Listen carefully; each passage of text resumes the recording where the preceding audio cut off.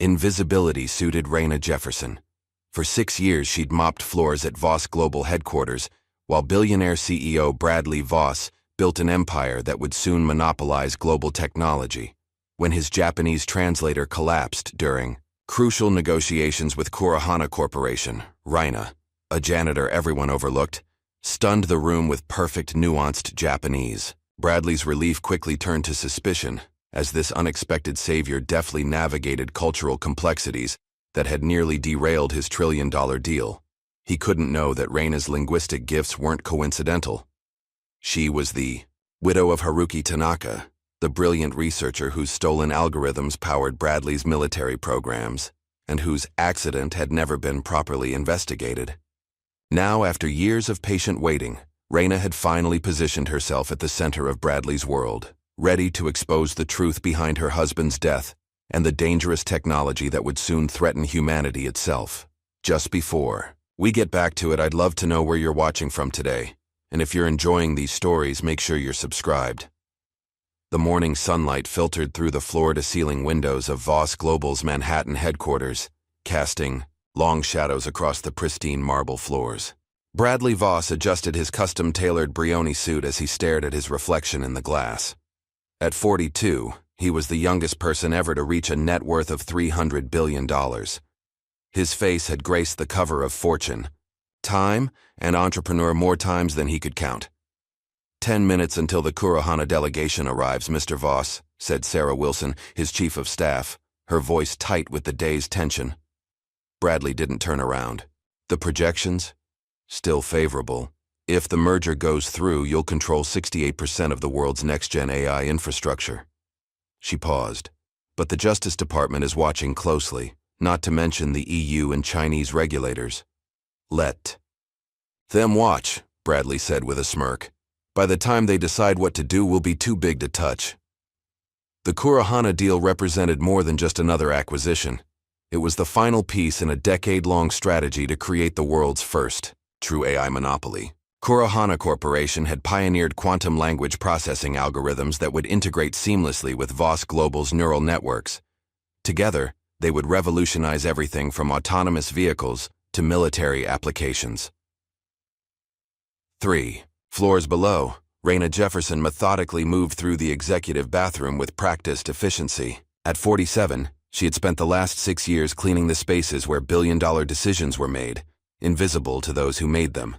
Her uniform, gray with blue trim, bore the small Voss Global logo on the breast pocket, marking her as part of the building rather than its operations. "Looks like a circus up there today," said Frank, a security guard passing through. "Japanese bigwigs coming in. Voss is about to become king of the world if he pulls this off." Raina nodded politely. "More messes to clean up either way," she replied, her voice melodic but subdued. What Frank didn't know, what nobody at Voss Global knew, was that Raina had once walked through the corridors of Tokyo University as a linguistics fellow, fluent in 4 languages, with Japanese being her specialty. That she had spent 12 years in Kyoto, married to Haruki Tanaka, before his mysterious death had sent her back to America, broken and silent. The elevator opened on the 60th floor, and Raina pushed her cleaning cart forward. The executive suite was buzzing with activity. She kept her head down as she always did, moving around clusters of executives and assistants who never seemed to see her. "They're here," someone announced, and the energy in the room shifted. The Kurihana delegation entered like a wave of calm precision. 7 men and 3 women, each dressed in impeccably tailored dark suits, moved with synchronized purpose. At their center walked Yuto Kusanagi, CEO of Kurihana and notoriously traditional businessman.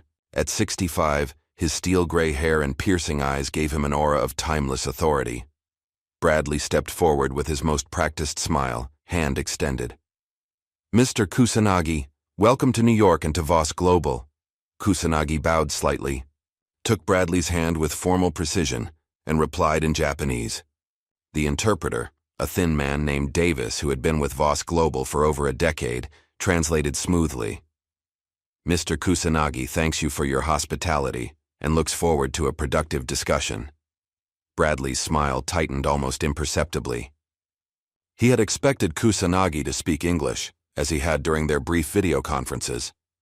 The choice to speak Japanese now was deliberate, a power move designed to put Bradley at a disadvantage on his own turf. "Please, let's move to the conference room," Bradley gestured, maintaining his composure. "We've prepared a traditional tea service that I hope meets with your approval." As the delegation moved toward the massive conference room, Reina continued her work, emptying wastebaskets and wiping down surfaces. No one noticed her ears catching every word, her eyes observing every gesture.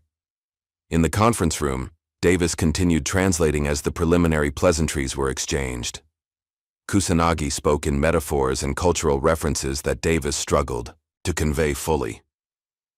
Bradley grew increasingly frustrated as nuances were clearly being lost. 30 minutes into the meeting, Davis suddenly clutched his chest, his face contorting in pain. He collapsed to the floor before anyone could react. "Davis!" Bradley shouted, rushing to his side.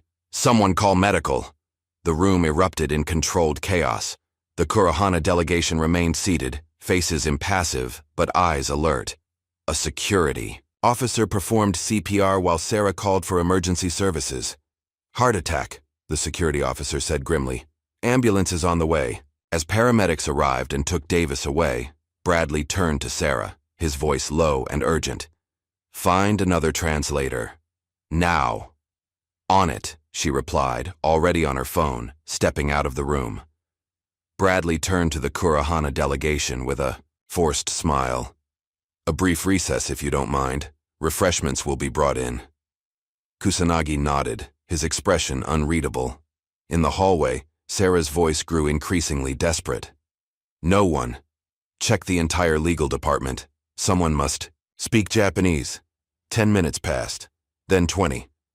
The Kurohana executives began exchanging glances. Bradley's jaw clenched tighter with each passing moment. Reina had been quietly cleaning the adjacent room, hearing everything. She hesitated, years of invisibility making her reluctant to step forward. But something deeper, perhaps the part of her that had once stood proudly in academic halls, pushed her forward. She approached Sarah, who was still frantically making calls. "Excuse me," Reina said softly. Sarah barely glanced at her. "Not now." "I speak Japanese," Reina continued, her voice steady, fluently.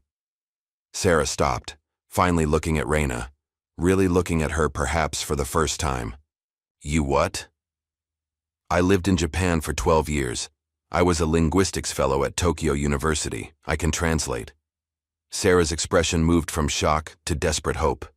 "Wait here," she ordered, then rushed back into the conference room. Moments later, Bradley emerged, his face a mask of barely controlled panic. He looked Reina up and down, taking in her janitor's uniform with poorly disguised disdain. "You speak Japanese?" he asked bluntly. "Yes, sir." Fluently. "Prove it." Reina squared, her shoulders slightly. "Watashi wa anata no kaigi no tame ni yakusha to shite hatarakimasu. Kurohana to no torihiki ga seiko suru yo. Saizen no tsukushimasu." Her accent was flawless, her intonation precise. Bradley didn't understand a word, but the confidence in her delivery was unmistakable. He was trapped between his prejudice and the ticking clock of $1 trillion deal. "Fine," he said finally. "But change first. Sarah, get her something appropriate to wear." 20 minutes later, Reina entered the conference room in a borrowed blazer and skirt that didn't quite fit. The Kurohana delegation looked up with mild curiosity. Bradley made no introduction. He simply nodded at Reina to begin. Kusanagi spoke, his eyes evaluating this new development. "Anata wa watashi tachi no gengo o hanashimasu ka?" Reina bowed respectfully before responding. "Hai, 12 nenkan Nihon ni sunde imashita. Kyoto Daigaku de Gengogaku o benkyou shimashita."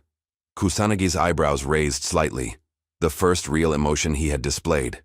He continued in Japanese, using complex phrasing and cultural references that would challenge even native speakers. Reina translated smoothly, capturing not just the words, but the cultural nuances, the subtle implications, the respect encoded in the language. The tension in the room gradually dissipated as communication flowed naturally for the first time. Bradley watched in astonishment as Kusanagi became more animated, even smiling occasionally. The Kurohana team began taking notes eagerly. Whatever Reina was saying, it was working. After 2 hours of negotiations, Kusanagi rose. Through Reina, he said, "This has been most productive, more so than I anticipated. I would like to continue our discussions over dinner tonight, a private affair. Just you, myself, and your exceptional translator." Bradley couldn't believe his luck. A private dinner was unprecedented at this stage. "I would be honored," he replied, his eyes darting momentarily to Reina. As the delegation departed, promises of dinner arrangements made, Bradley pulled Sarah aside. "Get HR to process a temporary position change for her. Something that sounds legitimate. Cultural liaison or whatever, just until the deal closes." "And after that?" Sarah asked. Bradley's face hardened. "After that, she goes back to cleaning toilets. No janitor is going to become the face of this deal." Later that evening, as the offices emptied, Reina returned to her cleaning duties. The borrowed clothes were returned, her gray uniform back in place. She moved through the executive floor, collecting trash and wiping surfaces as if the afternoon had never happened. When the floor was empty, she pulled out a phone from her pocket and dialed a number. When it answered, she spoke in perfect Japanese. "Care. Wa watashi tachi ga omotte ita yori mo kiken desu. Demo watashi wa hairimashita. He's more dangerous than we thought, but I'm in." The voice on the other end replied simply, "Ki o tsukete. Be careful." Reina ended the call and continued her work, invisible once more, but with purpose burning behind her eyes. The morning headlines splashed across digital feeds worldwide. Janitor saves billion-dollar deal. The story had leaked overnight. A rags to riches narrative too irresistible for the media to ignore. Photographs of Reina, hastily taken during the meeting, appeared alongside Bradley's official portrait. "This is a disaster," Bradley fumed, pacing his penthouse office. "We need to control the narrative immediately." Sarah stood nearby, tablet in hand. "PR has drafted a statement positioning you as the discoverer of hidden talent within the company. They're spinning it as Voss Global's commitment to recognizing excellence at all levels." Bradley scoffed. "Fine, whatever works. Where is she now?" "HR has processed her temporary position change. She's waiting in the small conference room." "Good. Make sure she understands this is temporary. Very temporary." Reina sat perfectly still in the conference room, hands folded in her lap. The new ID badge around her neck read, "Interim Language Advisor," a title hastily created that morning. She wore her own clothes today, a simple navy pantsuit that, while not designer, spoke of quiet dignity. Bradley entered without knocking. "The dinner went well," he said without preamble. "Kusanagi wants you present at all future negotiations." "I understand," Reina replied evenly. "Let me be clear," Bradley continued, remaining standing to maintain physical dominance. "You work for me. Everything you hear is confidential. Everything you translate must be approved by me first. This position is temporary and comes with no guarantees beyond the closing of this deal." Reina nodded once. "Of course, Mr. Voss." "Good." He turned to leave, then stopped. "Where did you learn Japanese anyway?" A brief shadow crossed Reina's face. "I studied linguistics at Kyoto University. I lived in Japan for 12 years. Didn't know janitors could afford international education," Bradley remarked dismissively. "My circumstances have changed over the years, Mr. Voss," Reina replied, her voice revealing nothing. As Bradley left, Reina's mind drifted back 20 years, to cherry blossoms and ancient temples, to lecture halls where she had once been respected, to the small apartment she had shared with Haruki Tanaka. Haruki had been brilliant, a linguistic prodigy whose theories on language patterns in intelligence gathering had attracted attention from both academic and government circles. They had met at a conference, fallen in love over discussions of phonetic algorithms and cultural coding, married beneath blooming sakura. Those had been golden years, filled with purpose and partnership, until Haruki began consulting on a classified project, one that made him increasingly withdrawn, increasingly afraid. "Some things should remain human, Reina," he had told her one night, his voice barely above a whisper. "Some patterns shouldn't be decoded by machines." A month later, he was gone. A boating accident, they said. No body recovered. The sharp knock on the conference room door pulled Reina back to the present. A young woman entered, petite, with short, brown hair and bright, intelligent eyes. "Ms. Jefferson, I'm Eva Thompson, Mr. Voss's assistant. I've been asked to show you to your temporary office and get you set up with system access." Eva led Reina through corridors of glass and steel to a small interior office, windowless but clean and functional. "The Kurohana team has sent over briefing materials for tomorrow's session," Eva explained, demonstrating the computer system. "Although," she added with a nervous laugh, "I'm sure none of us will know if you mistranslate." "Translation isn't just about words," Reina replied gently. "It's about carrying meaning across worlds." Eva's expression softened with genuine curiosity. "How many languages do you speak?" "4 fluently, 2 more conversationally." "That's amazing. I've always wanted to learn another language. I'm hoping to work in diplomacy someday." Something in the young woman's earnestness touched Reina. The best diplomats listen more than they speak. Eva smiled. "I'll remember that." Meanwhile, across town in a sleek boutique hotel, Yuto Kusanagi sat with his core team, reviewing the previous day's negotiations. "What do we know about this translator?" he asked in Japanese. A young woman, Aiko Nakamura, sharp-featured and intense, opened a folder. Reina Jefferson, age 47, widowed, employed by Voss Global as maintenance staff for 6 years, but before that, she paused for effect. She was Reina Tanaka, wife of Haruki Tanaka. The room went silent. "The Haruki Tanaka?" asked an older executive. "Yes," Aiko confirmed. She published a paper on linguistic pattern recognition that only someone with native-level fluency could produce. It was groundbreaking work. Kusanagi's face remained impassive, but his eyes sharpened. How interesting that such talent would be cleaning floors in Voss's building. "Should we be concerned?" asked another executive. "On the contrary," Kusanagi replied. "I believe we should watch very carefully indeed." Back at Voss Global, Bradley called in his chief technology officer, Lena Harrington, a brilliant, no-nonsense woman who had been with the company since its early days. "I need everything on Reina Jefferson," Bradley demanded. "Background check, security clearance, the works." Lena raised an eyebrow. "The translator? She's already cleared for building access." "Deeper, Lena. Something doesn't add up. Nobody goes from academics to pushing a mop without a story." "I'll see what I can find," Lena replied, making a note. The following day, negotiations continued in earnest. The Kurohana team presented technical specifications for their quantum language processors, technology that would integrate with Voss Global's neural networks to create unprecedented AI capabilities. Reina translated complex technical jargon flawlessly, but Bradley noticed something odd. Kusanagi occasionally used phrases that made the Kurohana team exchange glances, yet Reina's translation seemed to smooth these moments over. During a break, a young man approached Reina in the hallway. He seemed nervous, fidgeting with his Voss Global ID badge. "Ms. Jefferson, I'm Tom Baker from HR. We're conducting some additional verification for your temporary position." Reina nodded politely, but her eyes had caught the slight discoloration around his badge photo, a telltale sign of hasty forgery. "Of course," she replied. "What would you like to know?" "Just a few questions about your employment history," he said, pulling out a tablet.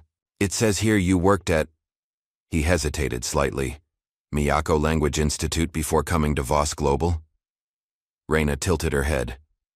"No, I'm afraid that's incorrect. I was at Cornell University's linguistics department."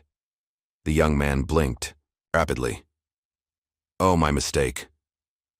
His accent slipped slightly, a Midwestern vowel shift that wouldn't be present in a New York native. "No problem, Tom," Reina said with a smile. "Or should I say, whatever your real name is." The color drained from his face. Reina continued, her voice low but firm. "Your badge is forged.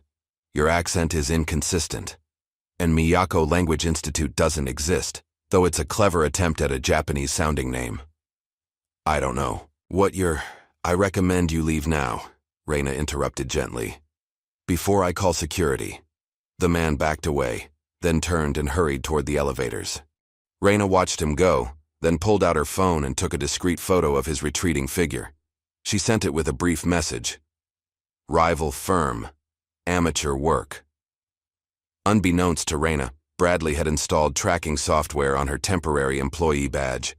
In his office, he watched a digital map of her movements throughout the building.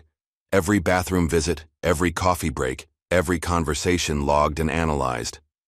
She went to the R&D floor yesterday, he told Sarah. Why would a translator need access to R&D? Her badge shouldn't have cleared her for that floor, Sarah replied, frowning. Exactly. Something's not right. That evening, after another successful negotiation session, Reina was gathering her notes when Kusanagi approached her. His delegation already departed. Yuhi wa kumo no sukimakara, he said softly. Kage wa kete mo, hikari wa nokoru. The sun set. Through the gap in clouds. Though shadows vanish, light remains. Reina's eyes widened slightly, recognizing the coded haiku structure used in certain Japanese intelligence circles. Ame ga yandemo, mizu wa nagareru, she replied carefully. Shizuku wa umi etukeru. Though rain has stopped, water flows. Droplets return to the sea. Kusanagi nodded once, satisfaction in his eyes, then departed without another word. Later that night, a critical negotiation point arose during a dinner between Bradley and two Kurohana executives. Without Reina present, Bradley relied on a hastily hired agency translator who nearly caused a diplomatic disaster by misinterpreting a Japanese idiom about corporate loyalty as an accusation of espionage. The next morning, Bradley was furious. From now on, you don't leave my side during any interaction with Kurohana. Understood? Yes, Mr. Voss, Reina replied calmly. Over the following days, a quiet bond formed between Reina and Eva. They often ate lunch together in Reina's small office, Eva asking questions about languages and cultures, Reina providing gentle guidance. How do you stay so calm when Mr. Voss treats you like... Eva trailed off, embarrassed. Like a janitor who should know her place. Reina finished with a small smile. Dignity isn't given by others, Eva. It's maintained from within. Eva nodded thoughtfully. I've been practicing Japanese on my language app. Would you mind if I tried a phrase on you? Reina listened as Eva carefully pronounced a greeting, then corrected her tone gently. The middle syllable should lift slightly, like this.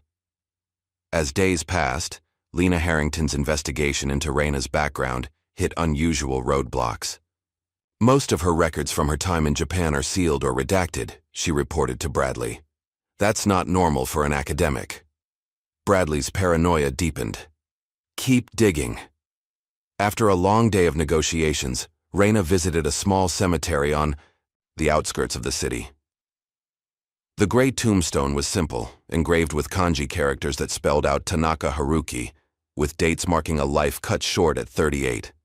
She placed a single white chrysanthemum on the grave, a symbol of truth. In Japanese culture, I miss you, she whispered in Japanese. But I'm close now, so close to finishing what you started. The sound of footsteps on gravel made her turn. A man in a trench coat stood several yards away, his face half hidden in shadow. You shouldn't have come back, he said in accented English. Reina stood facing him without fear. Hello, Kazuo. It's been a long time. The man stepped forward, his features now visible. Asian, mid-50s, with a thin scar running along his jawline. This is dangerous, Reina. For everyone. I know exactly what I'm doing, she replied. Do you? He challenged. Bradley Voss isn't just another corporate shark. What he's planning with that AI goes far beyond business. That's why I'm here. Kazuo shook his head. Haruki would want you safe, not walking into the dragon's lair. Reina's expression hardened. Haruki would want the truth exposed, no matter the cost. As they stood in silent confrontation, The pieces of a much larger game began to align, a game that had started years ago with a brilliant linguist's death and would soon shake the foundations of the corporate world's most powerful AI empire. The cemetery had grown quiet as darkness settled around Raina and Kazuo. Their conversation hung in the cool evening air, weighted with unspoken history. "We should talk somewhere safer," Kazuo said, glancing around the empty graveyard. "Too many ears in this city." They walked to a small ramen shop several blocks away. The cramped interior was warm and fragrant, with steam rising from pots behind. The counter. They took seats in the back corner, ordering in Japanese. When the server left, Kazuo leaned forward. "Voss is developing military applications for the merged technology," he said, his voice barely above a whisper. The linguistic processing algorithms from Kurohana, combined with Voss's neural networks, would create the perfect propaganda machine, capable of identifying cultural pressure points, generating tailored misinformation, manipulating entire populations through their native languages. Reina's fingers tightened around her cup of tea. That would violate every ethical guideline in Japan. Kusanagi would never agree. Unless he doesn't know. The military contracts are buried deep, compartmentalized even within Voss Global. "How did you learn this?" Kazuo's eyes darkened. "The same way Haruki did." The implications hung heavily between them. Raina's mind flashed back to Haruki's growing anxiety in the weeks before his death, his cryptic warnings about machines that could weaponize language itself. "I need proof," Reina said finally. "Something concrete I can take to Kusanagi." "Be careful. Voss didn't build his empire by letting threats live long." The next morning, Kusanagi arrived at Voss Global with a smaller delegation than usual. His demeanor seemed different, more deliberate, more testing. In the conference room, he began discussing contract terms that hadn't been previously mentioned.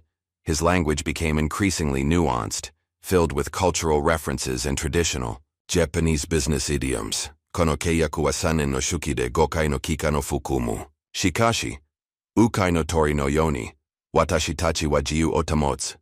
Bradley looked expectantly at Reina for translation. "Mr. Kusanagi says the contract should have a 3-year cycle with 5 renewal periods," she translated smoothly. "However, like the cormorant bird in traditional fishing, we must maintain freedom while being guided." Bradley frowned. "What does that mean exactly?" "It's a cultural reference," Reina explained. "In traditional Japanese fishing, cormorants have rings around their necks so they can't swallow the larger fish they catch. They work for the fishermen but can't take the most valuable catches for themselves. Mr. Kusanagi is suggesting that, while our companies will work together, neither should restrict the other from independent development." Kusanagi nodded appreciatively at her interpretation. Bradley looked between them, a flash of suspicion crossing his face. "Tell Mr. Kusanagi, we agree in principle, but the specifics of independent development would need careful definition in the contract." As the meeting continued, Kusanagi introduced increasingly complex cultural landmines in the negotiations, phrases and concepts that only someone with deep understanding of Japanese business culture would recognize as significant. Each time, Reina navigated them flawlessly, earning subtle nods of approval from the Kurohana team. Later that day, Reina was organizing translation notes when she intercepted a memo that had been mistakenly included in her document batch. It was addressed to the Voss Global Board, outlining the Translator Redundancy Plan, a strategy to replace human translators with an AI system being developed in parallel with the merger negotiations. The memo stated, "While the current human translator has proven unexpectedly adequate, the JLT-5 prototype is now achieving 94% accuracy in cultural nuance recognition.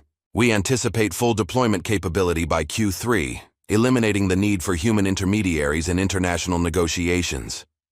Reina photographed the memo discreetly before returning it to the batch. Her face remained impassive, but her mind was already calculating this new information. Bradley Voss paced his office, agitation evident in every movement. On the screens behind his desk, video feeds showed various angles of the day's negotiations. "Did you see how they looked at her?" he demanded of Lena Harrington. "Like she's some kind of linguistic messiah. This was supposed to be my deal, my moment." The board is pleased with the progress, Lena reminded him, her pragmatism a counterpoint to his ego. I'm not paying you to repeat obvious facts, Bradley snapped. What did you find on her background? Lena opened a tablet. Her file is peculiar. Employment history is straightforward enough. She worked at Cornell after returning from Japan. But her academic records from Kyoto have significant redactions. And her husband's death certificate lists accident as cause, but the case was reviewed by Japanese intelligence. Intelligence? A linguistics professor had intelligence connections? Apparently. And here's something else interesting. 3 months after his death, she liquidated all their assets in Japan and returned to the US with virtually nothing. Took the janitorial position here 6 years ago, with falsified references claiming no higher education. Bradley stopped pacing. She deliberately hid her qualifications to get a menial job in my building?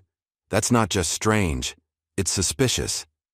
There's more, Lena continued. During her time in Japan, she and her husband were briefly investigated as part of something called Operation Whisper. Most of the file is classified, but it appears to have been a counterintelligence operation focused on corporate espionage. Between Japanese and American tech firms in the late 90s, Bradley's face darkened. So our janitorial savior might actually be a corporate spy. Or former spy, Lena corrected. The investigation was closed without charges. I want surveillance doubled, Bradley ordered. Every conversation, every movement, every bathroom break, and get me everything on Operation Whisper. I don't care what strings you have to pull. As the days passed, Reina's thoughts increasingly turned to the past. During quiet moments, memories of her life with Haruki flooded back. Their small apartment near the Kamo River in Kyoto, morning walks through the temple gardens, heated discussions over tea about the ethics of linguistic technology. They had met at a conference on computational linguistics, where Haruki had presented his revolutionary paper on pattern recognition in cross-cultural communication. His theories had drawn attention from both academic institutions and intelligence agencies, leading to consulting work that became increasingly classified. What had started as academic research had evolved into something darker.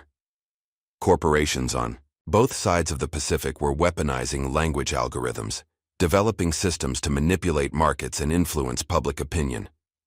Haruki and Reina had found themselves recruited as consultants, then as assets, walking a dangerous line between Japanese and American interests. We're becoming part of the machine we warned against, Haruki had told her one night, his voice heavy with regret. Their decision to become double agents, feeding carefully selected information to both sides while working secretly to expose the ethical violations, had been born of desperation. For nearly 2 years they had played this dangerous game, documenting evidence of corporate manipulation and preparing to blow the whistle. Then came the boating accident. No witnesses, no body recovered, just a capsized rental boat and Haruki's belongings washed ashore. Reina had never believed it was an accident, but without proof and with threats veiled behind condolences, she had retreated to America, biding her time, watching, waiting for the right moment to finish what they had started. The opportunity had finally arrived with the Voss-Kurohana merger, the ultimate convergence of the technologies Haruki had feared. One afternoon, as negotiations were wrapping up, a stern-faced Japanese man from the Kurohana board requested a private word with Reina. In an empty conference room, he closed the door and spoke in rapid Japanese. Anata ga dare no tame ni hataraku no ka wakaranai ga, kono torihiki o kiken ni saraseru koto wa dekimasen. I don't know who you work for, but you cannot jeopardize this deal. Reina maintained perfect composure. Watashi wa tada yakusha to shite koko ni imasu. I am only here as a translator. Uso o tsukanai de kudasai, he replied harshly. Don't lie. Anata ga Tanaka Haruki no tsuma datta koto o shite imasu. We know you were Haruki Tanaka's wife. A moment of silence stretched between them. Reina's expression revealed nothing. Dochira. Nichusei o tsukushite imasu ka? He demanded. Where do your loyalties lie? Shinjitsu ni, she answered simply. With the truth. The man studied her for a long moment before nodding once and leaving without another word. Later that same day, Eva knocked tentatively on Reina's office door. The young assistant looked troubled, clutching a folder to her chest. "Can I talk to you?" she asked, glancing nervously down the hallway. "It's important." Reina gestured to the chair across from her desk. "What's wrong?" Eva closed the door and lowered her voice. "I was organizing Mr. Voss's private files, and I found something I wasn't supposed to see." She opened the folder to reveal documents stamped with Classified and Project Thalassa. The documents detail how Voss Global has been using AI for unauthorized surveillance of activist groups and political dissidents. They're selling the technology to governments with terrible human rights records, and the Kurohana algorithms would make it even more powerful, able to interpret cultural context, identify resistance leaders through linguistic patterns, even predict protest activities based on communication analysis.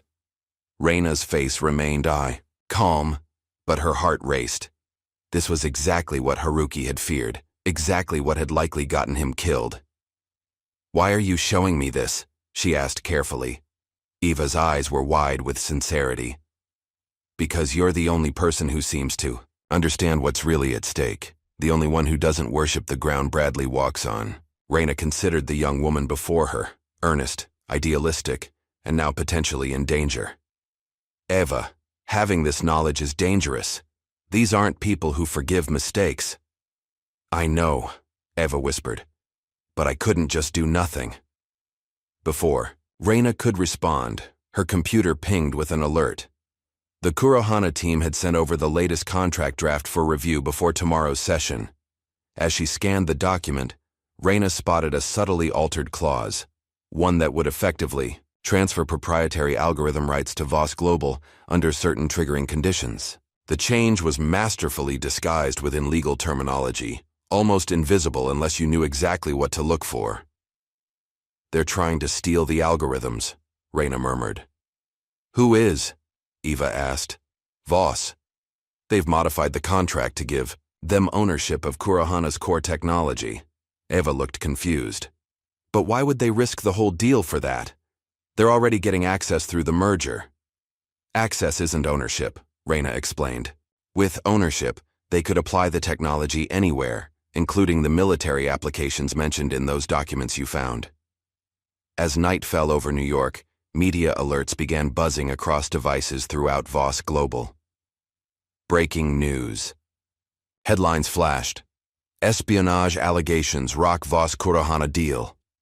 An anonymous source had leaked information about corporate spying within the negotiations. The story specifically mentioned translation services being used as cover for intelligence. Clearing, within an hour, security personnel approached Reina's small office. 2 men in dark suits stood in the doorway. "Ms. Jefferson, please come with us." "May I ask why?" Reina inquired calmly, though she knew the answer. "Security concerns. Mr. Voss has requested your removal from the premises." They escorted her through the building, past staring employees, into the elevator, and down to the lobby. News cameras had already gathered outside, tipped off about the developing scandal.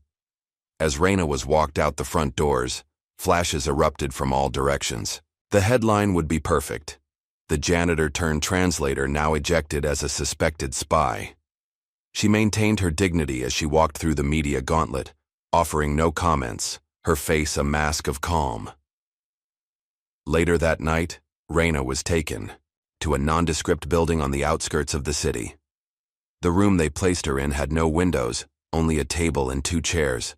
She sat for hours, alone, refusing to show anxiety.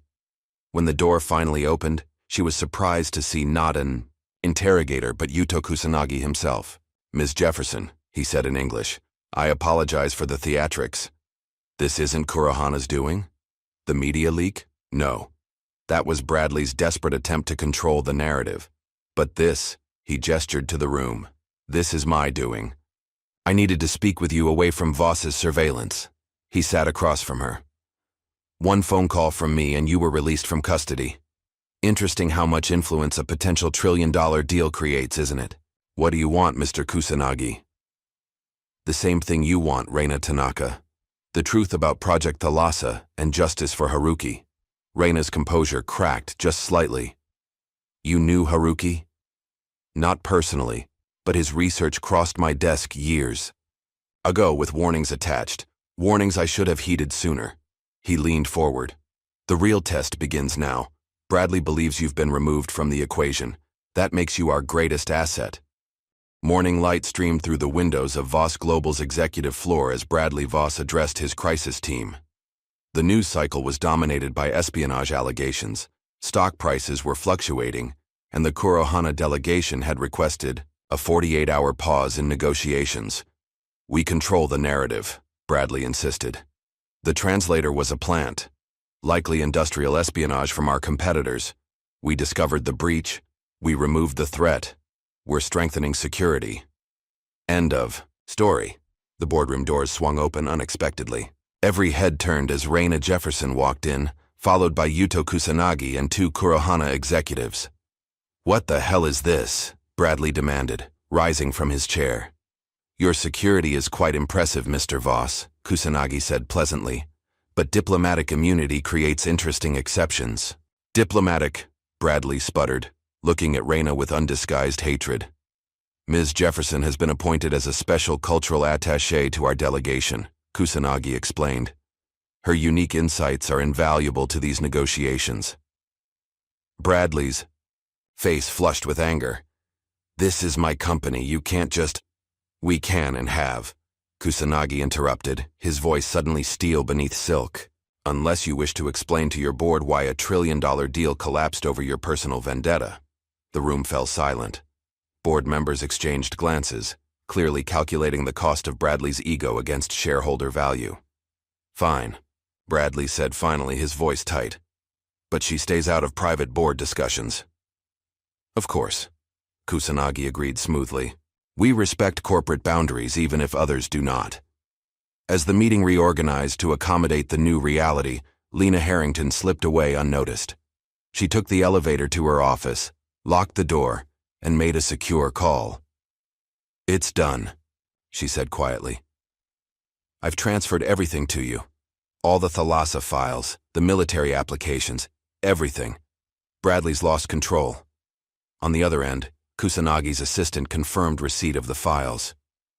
"Your contribution won't be forgotten, Ms. Harrington." "I'm not doing this for reward," Lena replied. "Some technology shouldn't exist. Not in his hands, not in anyone's." The day progressed with tense negotiations, Bradley barely containing his fury as Reina once again facilitated communication between the companies. During a brief recess, he cornered Lena in a hallway. "I want her gone," he hissed. "I don't care how. Find something, anything we can use." "The board won't support that," Lena warned. "Not with the deal this close to completion. The board works for me, not the other way around." Lena regarded him coolly.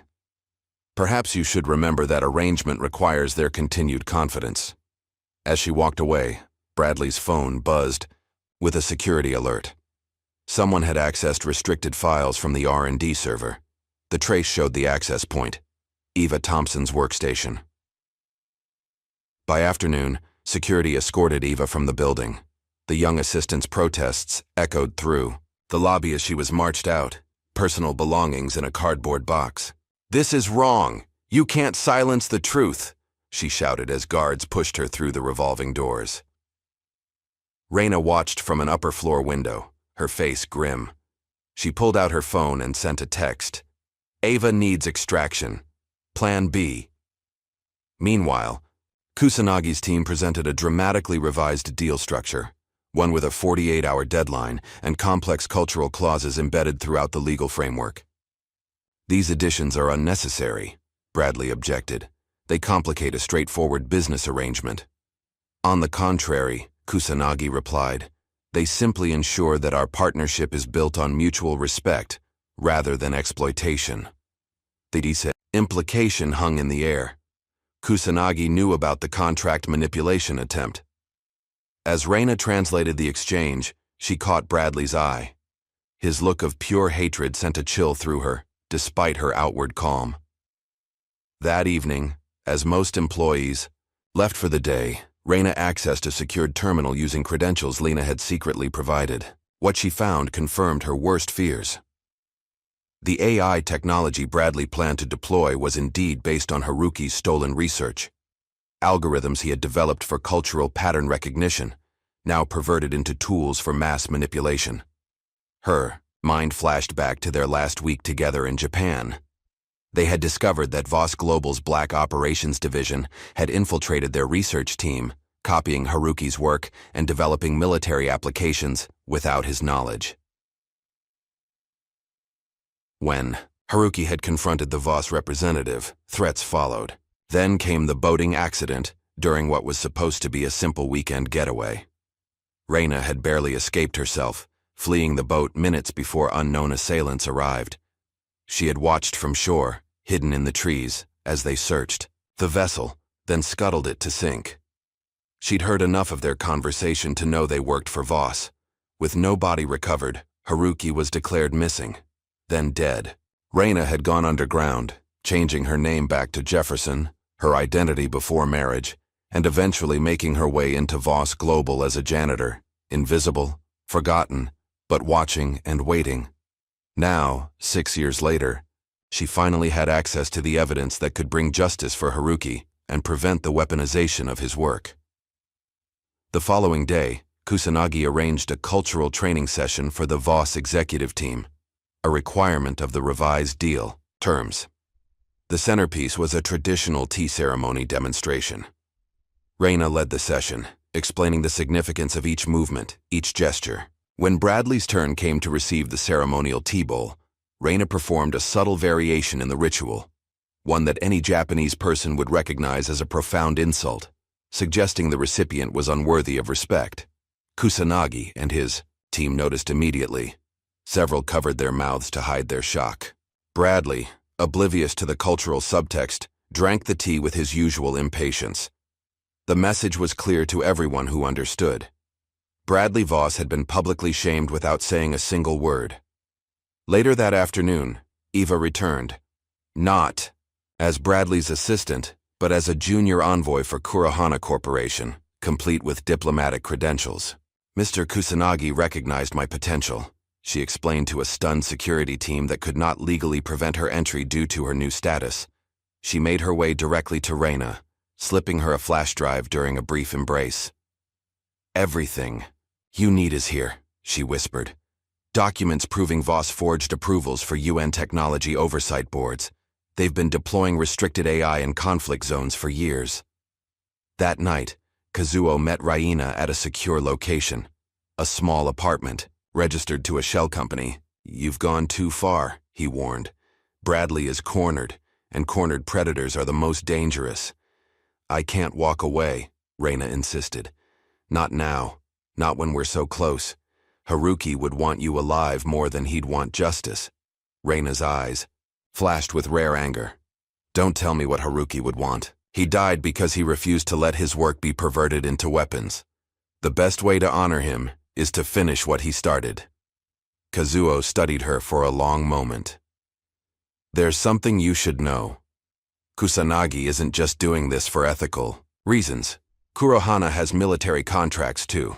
Different ones, but still weapons development. I know, Reina replied calmly. There are no saints in this game, Kazuo. But right now, Kusanagi is the devil who serves my purpose. And when he doesn't anymore, then I'll deal with him too. Kazuo sighed deeply. Then at least don't go alone tomorrow. Let me back you up. No more shadows, Reina said firmly. No more proxies. This time, I face him directly. The next morning, Bradley convened an emergency executive summit to salvage what he could of the deal and his reputation. Board members, legal teams, and PR consultants filled the main conference room, strategizing damage control. No one noticed Reina enter until she was already at the front of the room. Conversations died mid-sentence as heads turned. She stood tall, no longer the invisible janitor or the accommodating translator, but a woman with purpose burning in her eyes. Watashi tachi wa mada owata imasen, she said in clear, ringing Japanese. We're not done, then switching to English so everyone would understand. But you are. The executive boardroom had fallen into stunned silence. Reina's words hung in the air, a declaration of war delivered with chilling calm. Bradley's face contorted with rage. But before he could respond, the doors opened again. Yuto Kusanagi entered, followed by his core team and several unfamiliar men in suits who radiated the unmistakable aura of government officials. "What is the meaning of this?" Bradley demanded, struggling to maintain composure in front of his board. Kusanagi bowed slightly. "My apologies for the interruption, Mr. Voss. I've taken the liberty of sharing our revised negotiation terms with your board directly." He gestured to one of his assistants, who distributed tablets to each board member. "You've gone behind my back?" Bradley's voice rose dangerously. "Not at all," Kusanagi replied smoothly. "I'm simply ensuring transparency. As part of our revised terms, we're appointing Ms. Jefferson as our official cultural strategist for the remainder of the negotiations." He tapped his tablet, and a pre-recorded video began playing on the main screen. In it, Kusanagi formally introduced Raina as a vital bridge between their companies, praising her unique insights and cultural expertise. "This is my company," Bradley hissed. "You don't make appointments here." A silver-haired board member, Diane Foster, cleared her throat. "Actually, Bradley, we need to discuss this. If Kurohana insists on Ms. Jefferson's involvement as a condition of the deal—" "She was our janitor," Bradley exploded, instantly regretting his outburst as board members exchanged uncomfortable glances. "And yet," Diane continued evenly, "she's demonstrated exceptional value to these negotiations, value that has impressed our potential partners enough for them to specifically request her continued involvement." The implications were clear. The board was prioritizing the trillion-dollar deal over Bradley's personal vendetta. Over the next few days, Bradley's grip on his empire began to slip. Financial news outlets ran stories questioning his leadership. Investors called emergency meetings. Social media erupted with memes about the billionaire CEO brought low by a janitor. Meanwhile, Raina quietly arranged a meeting with the U.S. Attorney's Office. In a secure conference room, she presented evidence about Voss Global's illegal surveillance program, codenamed Thalassa. "This AI system has been deployed domestically without FISA court approval," she explained to the stern-faced federal prosecutors. "It uses linguistic pattern recognition to flag individuals for enhanced surveillance based on cultural and ethnic markers." She slid across documents showing deployment in predominantly immigrant neighborhoods. "This violates not only privacy laws but constitutional protections against unreasonable search." The lead prosecutor studied the evidence. "Where did you obtain these files, Ms. Jefferson?" "They were discovered during standard due diligence for the Kurohana merger," she replied carefully. "As cultural liaison, I had legitimate access to materials relevant to the deal's ethics compliance." It wasn't entirely true, but it established a paper trail that couldn't be easily dismissed as corporate espionage. The next morning, news broke that a federal investigation was being opened into Voss Global's domestic surveillance activities. The company's stock plummeted 11% before noon. In an emergency damage control session, Bradley paced like a caged tiger. "This is a coordinated attack. First the Translator, then Kusanagi, now federal prosecutors. Someone is pulling strings." "The evidence appears legitimate," the company's chief legal officer admitted reluctantly. "If Thalassa was indeed operating domestically without proper authorization—" "Every tech company gathers data," Bradley snapped. "We're being singled out because we're the biggest target." "There's more," Sarah Wilson interrupted, looking up from her tablet. "The Privacy and Civil Liberties Oversight Board just announced public hearings on AI surveillance. They're specifically citing Voss Global as a case study." Bradley's face darkened. "Find out who leaked Thalassa. I want them buried." Meanwhile, Lena Harrington was preparing to testify before a closed Senate Intelligence Committee hearing. In a small preparation room, she reviewed her notes while her attorney advised her on procedure. "You need to be precise about the directives you received," the attorney cautioned. "Especially regarding the algorithm biases." Lena nodded grimly. "I have documentation showing Bradley explicitly ordered us to implement targeting parameters based on linguistic markers associated with specific immigrant communities and activist groups. And you raised ethical concerns?" "Repeatedly. I was told that ethical concerns were secondary to effectiveness." She looked down at her hands. I should have resigned then. Instead, I tried to mitigate from within. Your testimony will help ensure these abuses don't continue, her attorney assured her.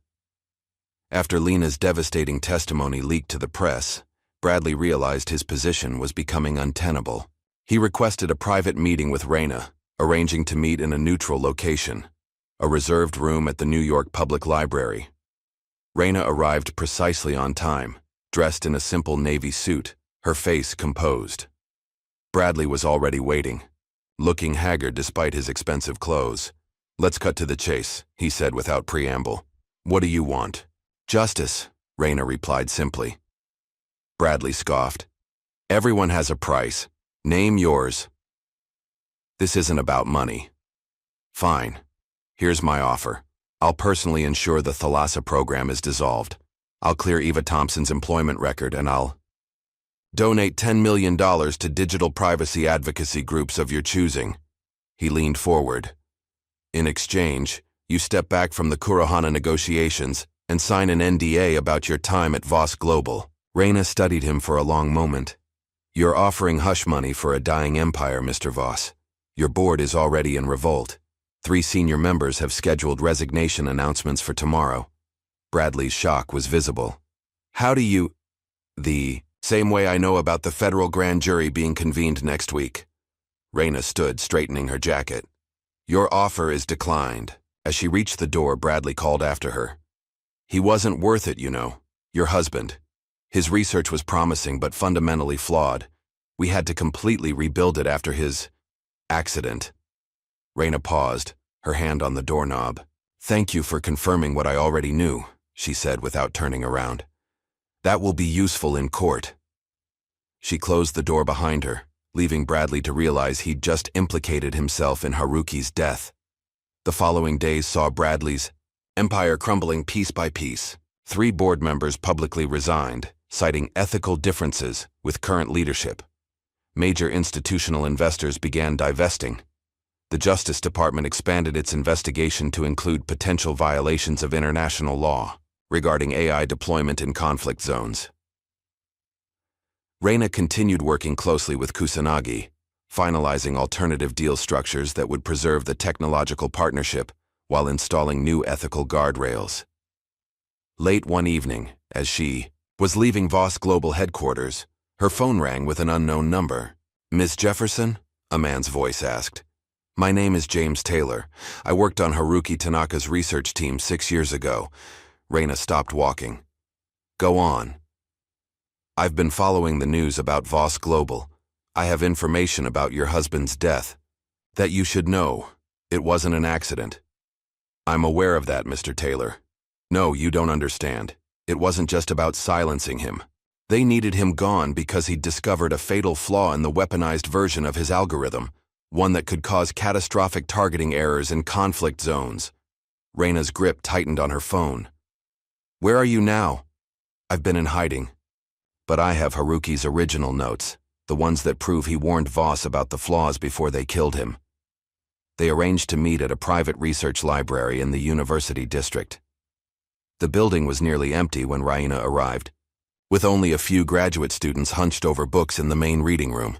James Taylor was a thin, nervous man in his early 40s, with premature gray streaking his dark hair. He led Raina to a private study room where he had spread out files and a laptop.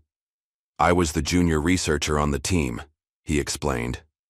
"Everyone else was let go after the project was classified, but I was kept on because I'd helped build the original language models." He pulled up files showing Haruki's original research protocols, alongside modified versions with military applications.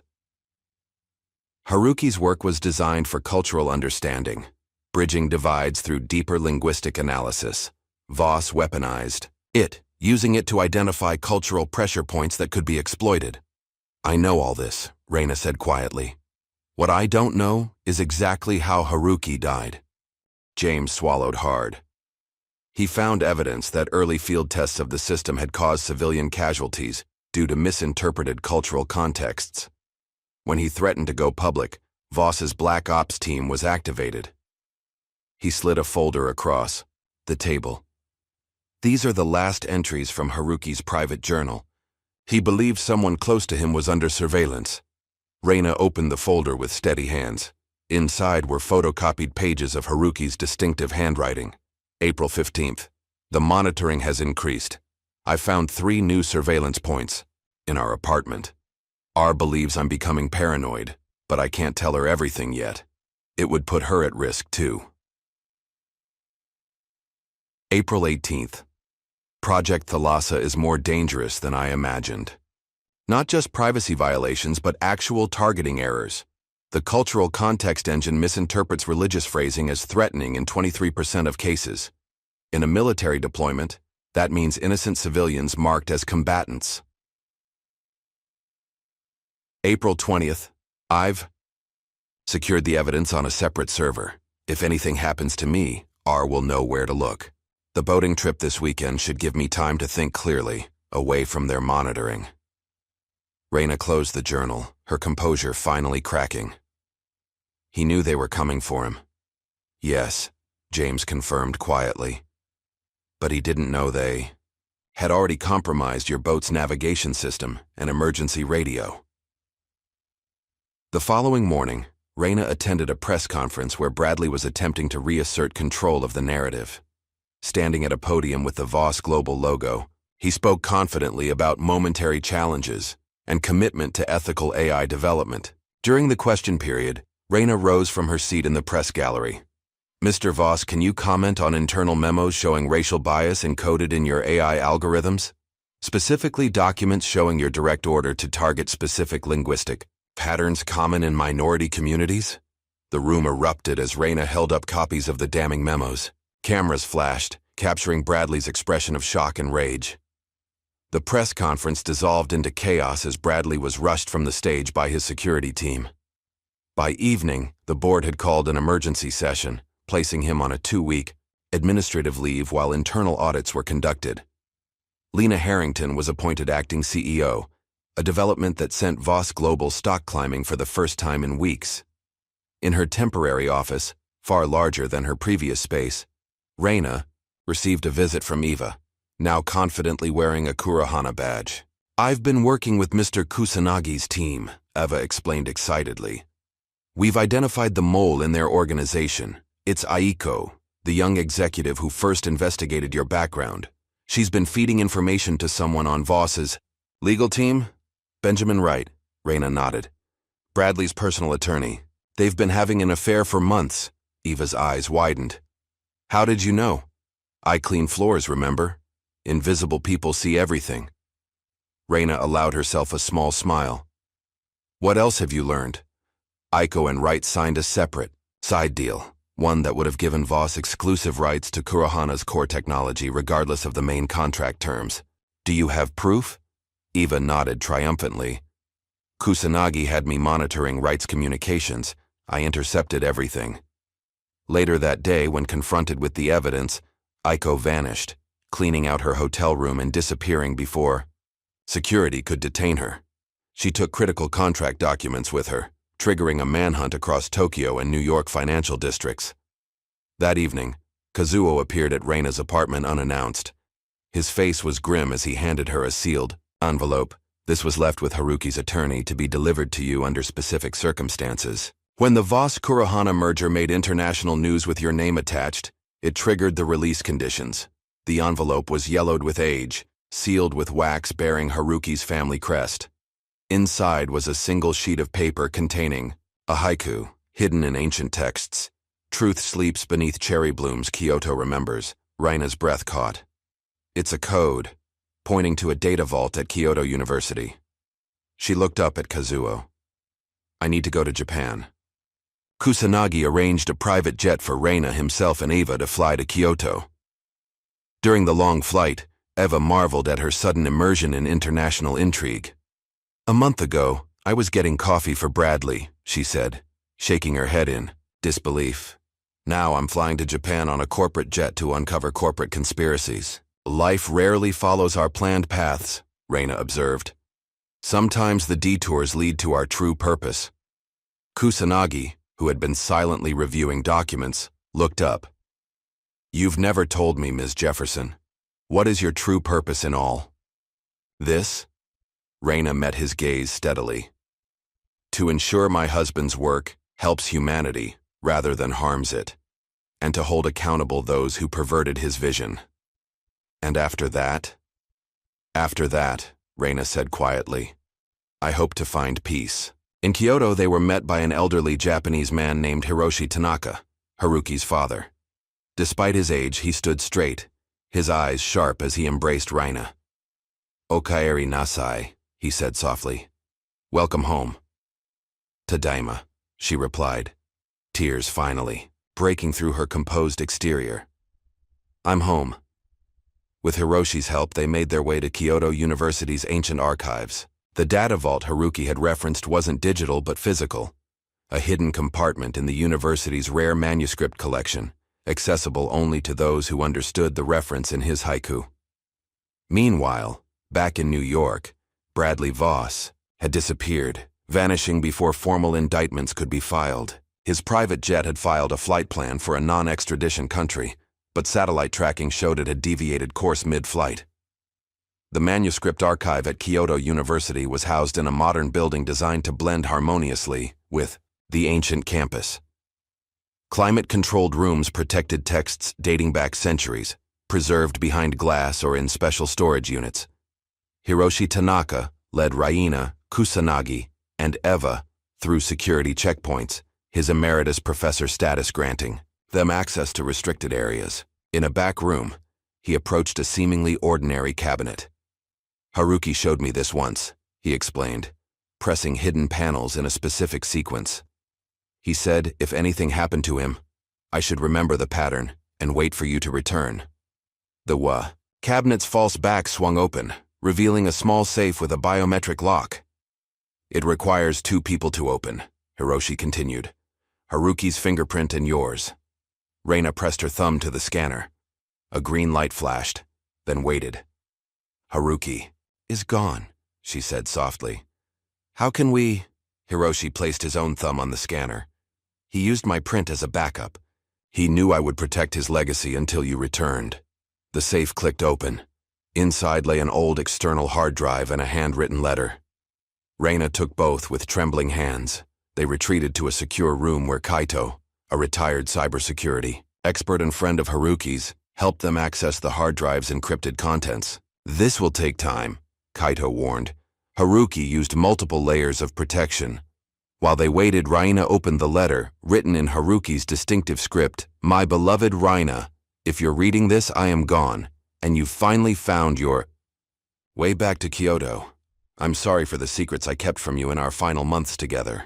I thought I was protecting you, but perhaps I was only protecting myself from facing the full horror of what I'd discovered. What began as research to bridge cultural divides through language was twisted into something monstrous. Voss stole my algorithms and repurposed them for psychological warfare, identifying cultural and linguistic pressure points that could be exploited to manipulate entire populations. When I discovered unauthorized tests in conflict zones had resulted in civilian casualties, I gathered evidence. That's when they marked me for elimination. The hard drive contains everything: the original research, the weaponized versions, the test results, and most importantly, proof of Bradley Voss's direct knowledge and approval of these activities.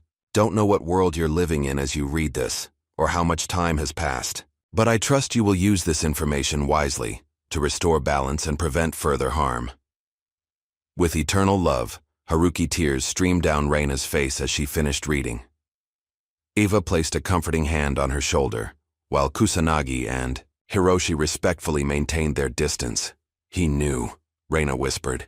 He knew and still tried to stop them, even knowing what it would cost. After several hours, Kaito successfully unlocked the hard drive. What they found exceeded even their darkest expectations.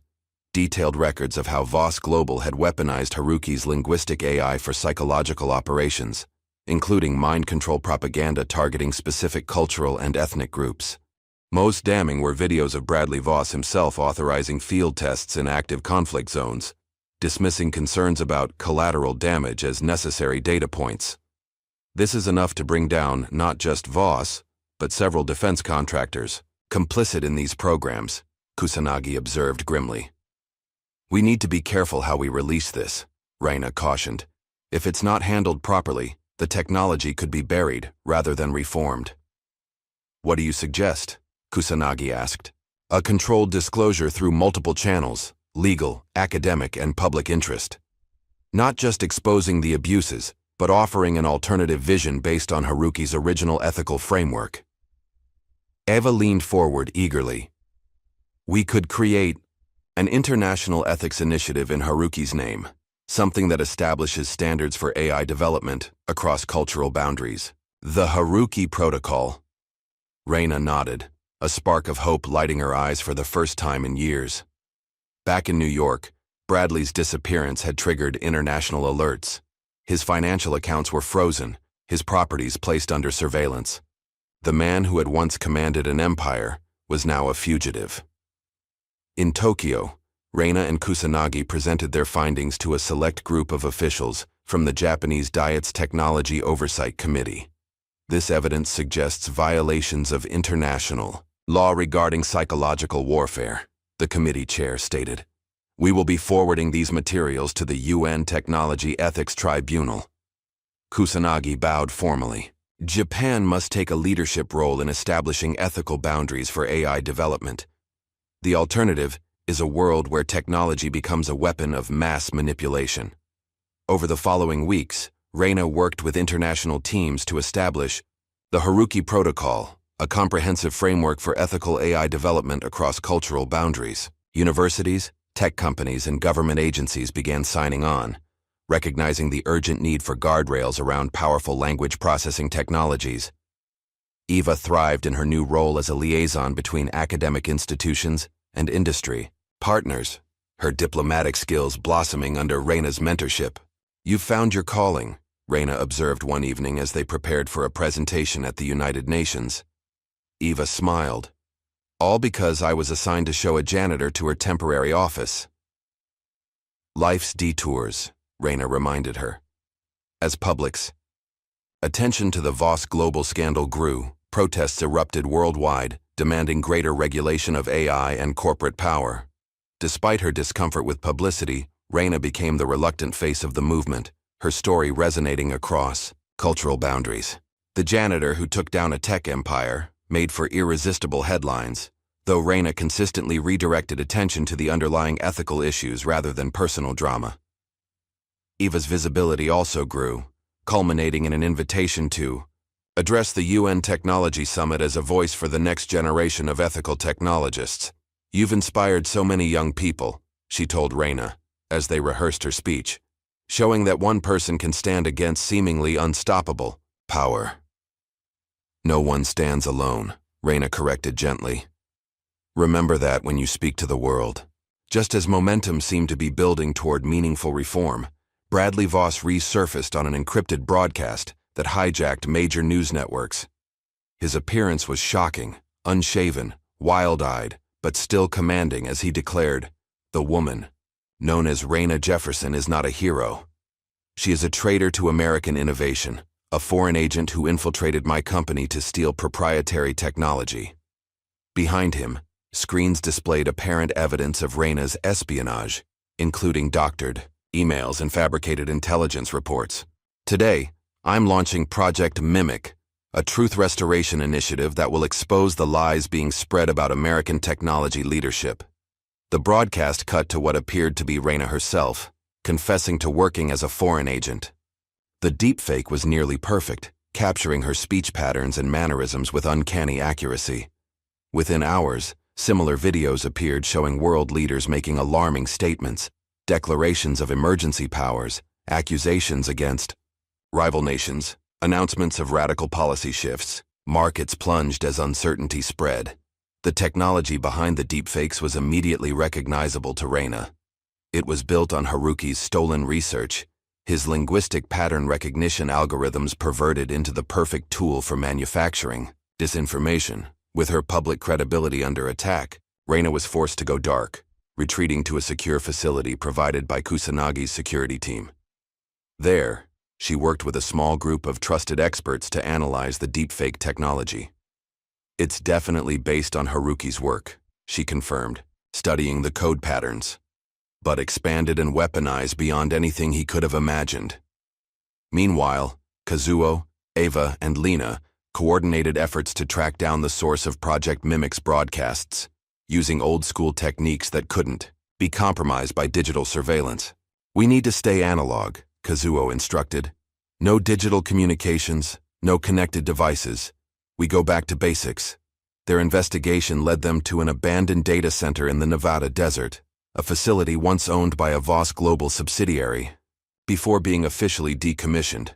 Satellite imagery showed it was still drawing massive amounts of power from the grid. "That's our target," Kazuo confirmed. "But we can't just shut it down. Bradley would have fail-safes. We need to neutralize the AI without triggering its defenses." Reina had been unusually quiet during the planning session. Finally, she spoke. "I know how to defeat it." All eyes turned to her. Haruki built a backdoor into his original algorithms. A linguistic kill switch that would force the system to stand down if it detected certain phonetic patterns in sequence. It was his insurance policy against misuse. "Would it still work after all Voss's modifications?" Lena asked skeptically. "The core pattern recognition engine would be largely unchanged. It's the foundation everything else is built upon." "The kill switch targets that foundation. How do we deploy it?" Eva asked. "We don't," Reina replied. "I do. Live on global broadcasts, speaking directly to the AI." The plan was dangerous, requiring Reina to expose herself publicly again. But it offered their best chance of neutralizing Project Mimic before it caused irreparable damage to global stability.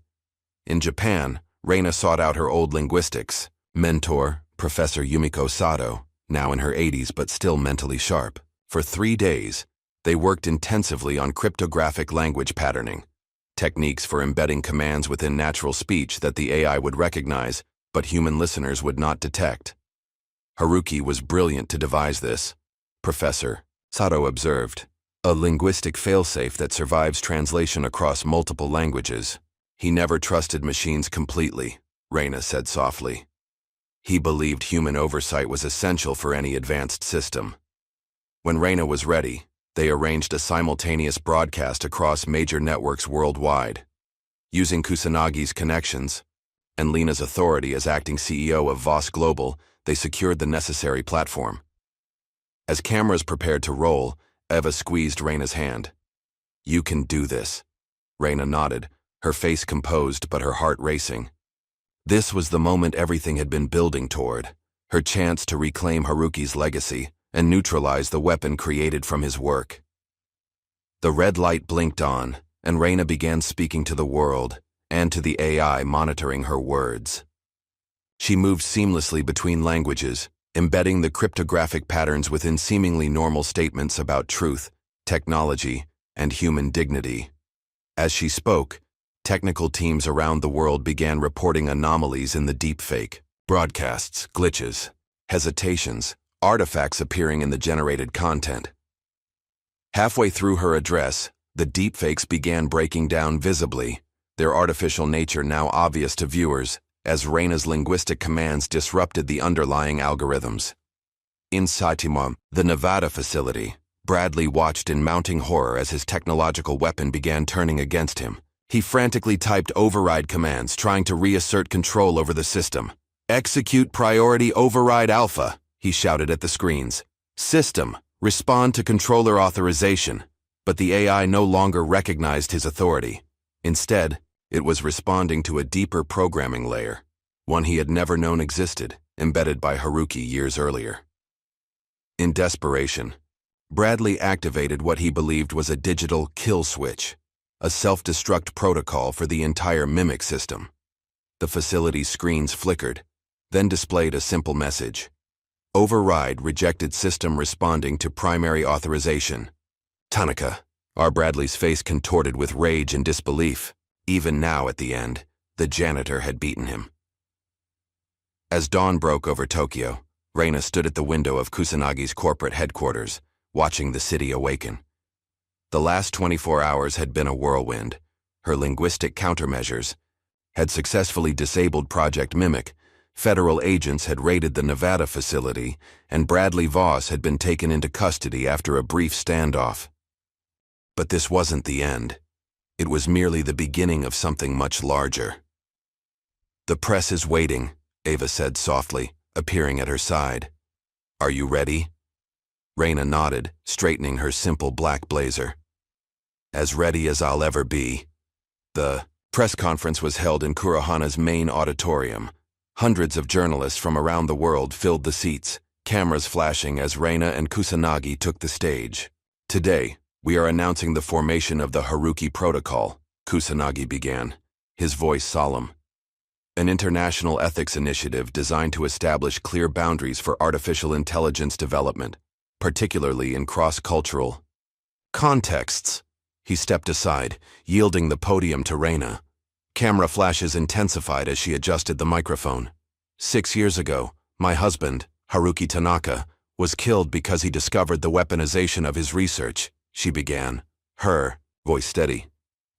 "Today we honor his sacrifice by ensuring that linguistic AI technology serves humanity rather than controls it." She outlined the core principles of the Haruki Protocol: transparency in AI development, ethical oversight by diverse cultural representatives, strict prohibitions against psychological manipulation, and regular public auditing of AI systems with access to personal data.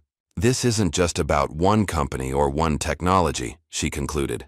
"It's about establishing guardrails for our collective future, one where technology amplifies human connection rather than exploits human vulnerability." The response was immediate and overwhelming. By evening, tech companies across Asia and Europe had issued statements of support. Universities pledged to incorporate the Haruki Protocol into their computer science ethics curriculum. Even Voss Global, under Lena Harrington's interim leadership, announced its commitment to the new standards. 2 days later, the Japanese Diet held an emergency session to discuss the implications of Project Mimic and the broader issue of weaponized AI. Their strongly worded statement called for international criminal proceedings against Bradley Voss and others involved in the Thalassa Protocol. The United Nations Technology Ethics Tribunal announced a special inquiry, requesting Raina's testimony as a key witness.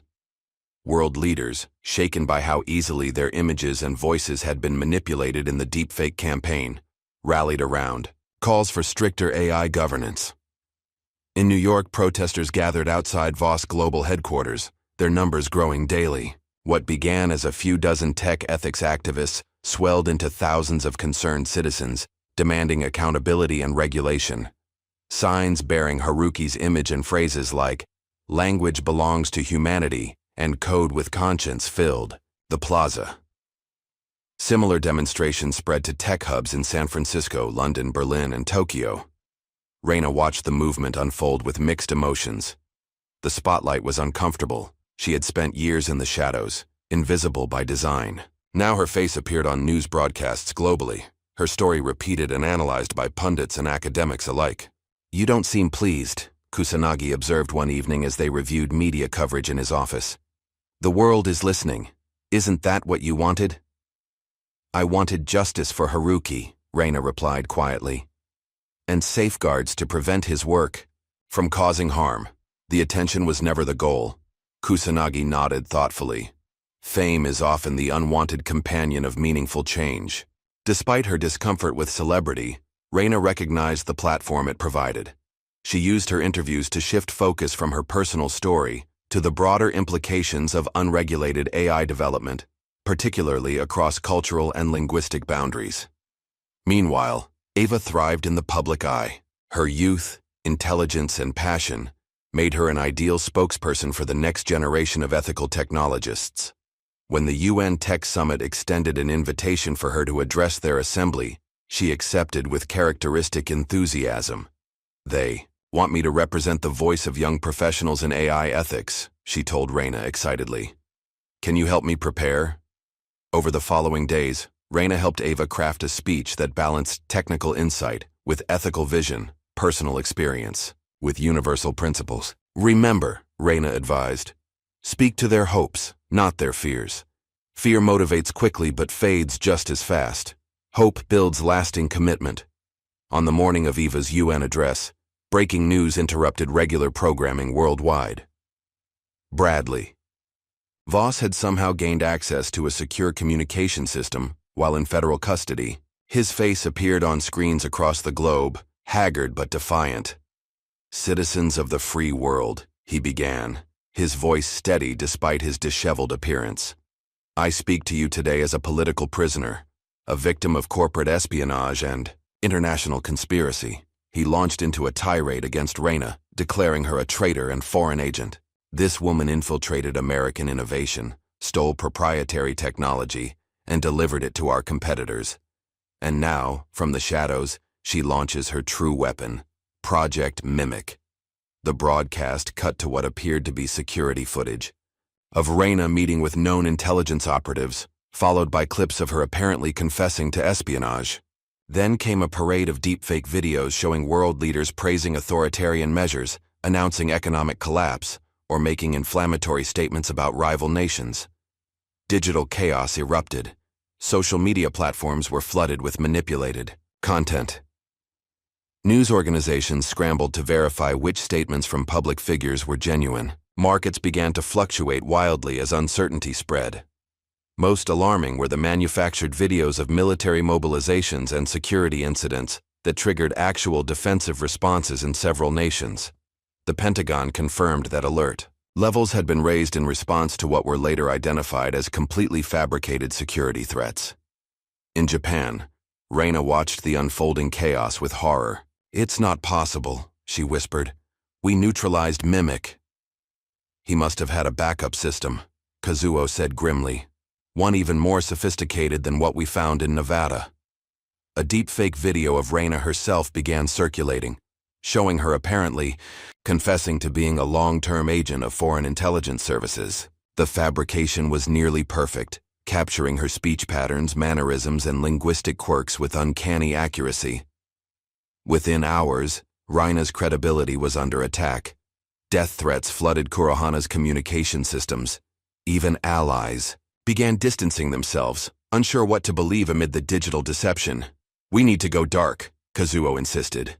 "At least until we can locate and neutralize the new Mimic system." Reina reluctantly agreed. She, Eva, and a small team of trusted experts retreated to a secure facility in rural Japan, a traditional compound without digital connectivity, where they could work without fear of surveillance or interference. Using analog technology, physical documents, mechanical typewriters, and runners for communication, they coordinated with Lina and Kusanagi to track down the new Mimic operation. "The Haas system has to be massive," Lina reported via secure courier. "The processing power required for this scale of deepfake generation would leave a significant energy footprint." Working with international authorities, they identified unusual power consumption patterns at seemingly abandoned facilities in 3 countries. Investigation teams were dispatched to each location. Meanwhile, Reina reconnected with Professor Sato, her old linguistics mentor. Together with several other experts in cryptographic language patterning, they developed a more sophisticated countermeasure, one designed to not only disable Mimic but to trace its command structure back to its controllers. "The principle is similar to what you did before," Professor Sato explained to the team. "But instead of simply disabling the system, we're creating a linguistic breadcrumb trail that will expose its entire network." After days of intensive work, they were ready. The plan required Reina to appear on live television, making herself a target while simultaneously deploying the countermeasures through carefully structured speech patterns. "This is too dangerous," Kazuo objected. "They'll be expecting a linguistic attack this time." "Which is why it needs to be me," Reina insisted. "They'll be so focused on analyzing my speech patterns for commands that they won't recognize my actual mechanism until it's too late." Using Kusanagi's media connections, they arranged for a global broadcast, ostensibly an interview where Reina would address the allegations against her. In reality, it would be a sophisticated trap for Mimic. As cameras prepared to roll, Eva handed Reina a small pendant. "For luck," she said. "It's a Japanese symbol for truth." Reina smiled, clasping the young woman's hand briefly. "Thank you for everything." The broadcast began with Reina appearing calm and composed. She addressed the allegations directly, then began weaving in elements of multiple languages, shifting between English, Japanese, French, and Arabic in a pattern that seemed natural but carried embedded commands targeting Mimic's processing engines. As she spoke, technical teams around the world began reporting anomalies in the deepfake videos still circulating online. The fabrications began breaking down, digital artifacts appearing as the system struggled to maintain coherence.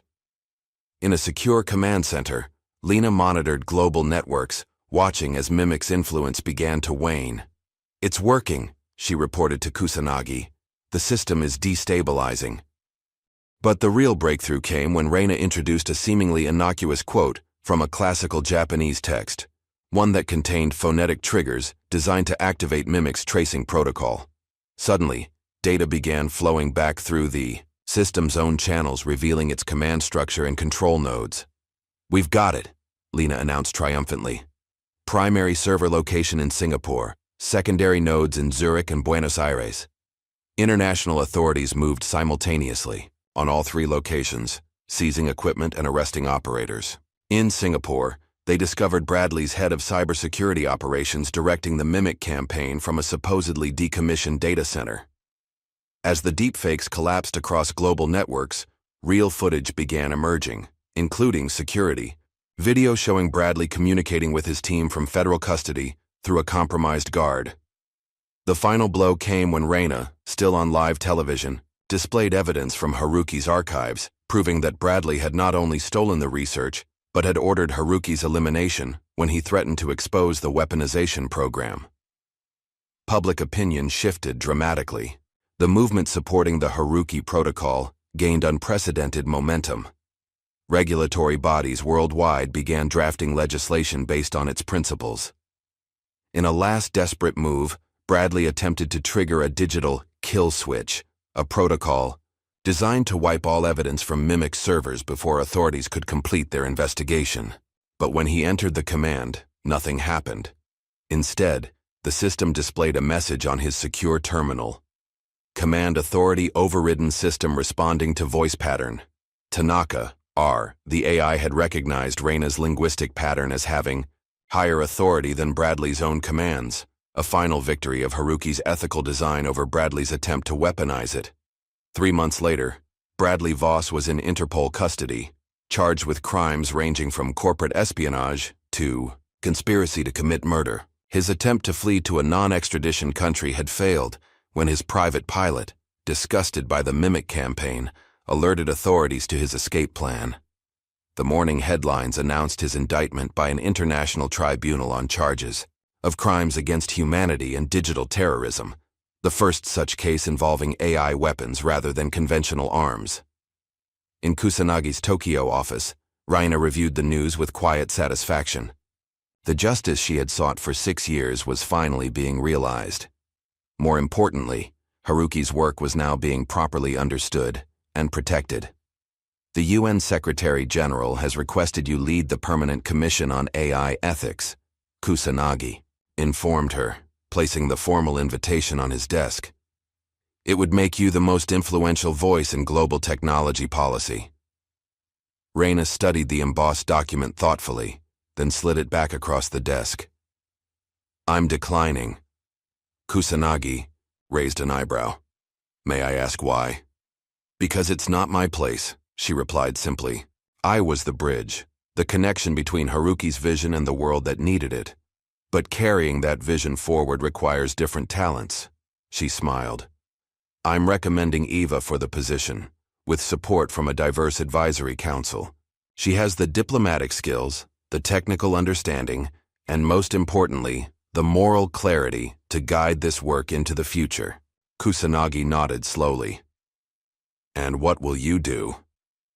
"I've been offered a position at Voss Global, or whatever it will be called after the restructuring. Lena wants me on the ethics board, not as an employee, but as an independent advisor." She looked out the window at the Tokyo skyline. "I think Haruki would approve of transforming what Bradley built into something beneficial." Later that week, Kusanagi called a press conference to make a surprising announcement. He was retiring as CEO of Kurohana Corporation, effective immediately.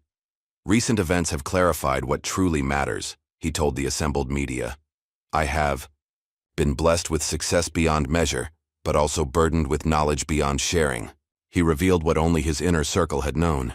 He had been battling a terminal illness for several years, managing his condition while completing what he now described as his final mission. My last wish is for the bridge Haruki Tanaka envisioned, the one connecting East and West through deeper understanding, to become reality, not through technology alone, but through human wisdom guiding technological power. The news of Kusanagi's condition sent ripples through the business world. Tributes poured in from global leaders and industry titans alike. Many speculated about the timing of the Voss-Kurohana negotiations, wondering if Kusanagi had accelerated the confrontation knowing his time was limited.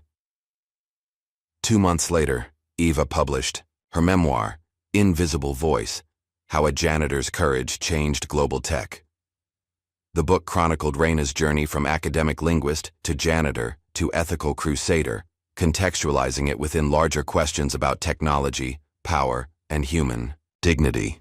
It became an instant bestseller, translated into 27 languages. Universities added it to their ethics curriculum. Tech startups cited it as inspiration for more humane business models. For Reina, the attention remained uncomfortable but bearable, knowing it served Haruki's larger purpose. She began declining most interview requests, focusing instead on rebuilding her life beyond the shadow of Voss Global. She accepted a visiting professorship at Kyoto University, teaching a course on intercultural communication and linguistic ethics. Her students, bright young minds from around the world, reminded her of herself decades earlier, before tragedy had redirected her path. Language is power, she told them during her first lecture. It shapes thought, defines identity, and bridges worlds. Our responsibility is to ensure that power serves humanity rather than controlling it. Meanwhile, Aiko, the Kurohana executive who had betrayed them, was eventually captured in Macau. Rather than face prosecution, she agreed to a unique rehabilitation program designed by Reina herself. Instead of prison, Aiko was assigned to work in conflict zones, using her linguistic skills to facilitate communication between opposing factions. Punishment alone doesn't heal the world, Reina explained when questioned about this decision. Redirecting talent toward restoration does. As seasons changed, Reina found herself increasingly drawn back to the quiet rhythms of Japan. The country that had once been her home with Haruki began to feel like home again. She rented a small house near the Kamo River in Kyoto, not far from where they had lived together. On the anniversary of Haruki's death, she visited his grave, now properly tended and surrounded by cherry trees. She brought a small bonsai, a moist Japanese black pine that symbolized resilience and endurance, and planted it beside the headstone. From her bag, she took Haruki's journal and her old janitor's badge from Voss Global. She placed them at the base of the stone, symbolic offerings marking the completion of her long journey. "It's done," she said softly in Japanese. "Your work is protected now. Your vision lives on." She sat in peaceful silence as afternoon sunlight filtered through the cherry branches, feeling a sense of completion that had eluded her for years. The burden she had carried since Haruki's death, the dual weight of grief and purpose, felt lighter somehow, transformed by fulfillment. A week later, Kyoto University hosted an international symposium on ethical AI development, featuring student presentations from around the world. Reina attended not as a speaker, but as an observer, taking a seat in the back row of the auditorium. The presentations were impressive. Young minds grappling with complex questions of technology and ethics, proposing innovative solutions that balanced progress with responsibility. Haruki would have been proud to see his concerns taken so seriously by the next generation.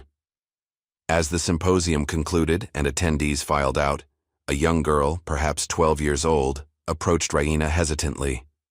She had been part of a student observation program, watching the proceedings with wide-eyed attention.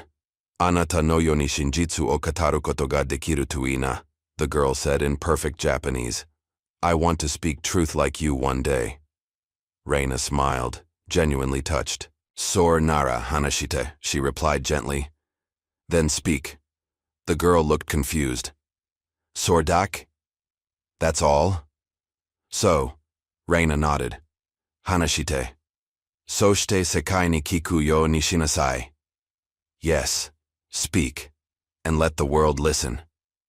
As the girl beamed and ran, off to rejoin her classmates, Reina felt a sense of rightness settle over her. The world would face new challenges, new ethical crossroads where technology and humanity intersected. But now there were structures in place to navigate those challenges, and more importantly, voices ready to speak truth when it mattered most. Her part in this particular story was ending, but the larger narrative continued. Not as a battle between East and West, between corporations or ideologies, but as an ongoing conversation about what it means to be human in an increasingly digital world. Haruki had started that conversation. Reina had amplified it. Now countless others would carry it forward, including a young girl who might someday stand before the world and speak her own truth. As Reina walked out into the Kyoto afternoon, cherry blossoms drifting on the spring breeze, she felt Haruki's presence beside her, not as a ghost of the past, but as a partner in what they had created together. A legacy not of vengeance, but of vision. Not of power, but of purpose. Thus, circle was complete. Was it the technology that needed controlling, or the people who wielded it? As Reina discovered, true power lies not in algorithms, but in the courage to speak truth when the world needs to listen. If this story moved you, hit like, subscribe, and share to support more narratives.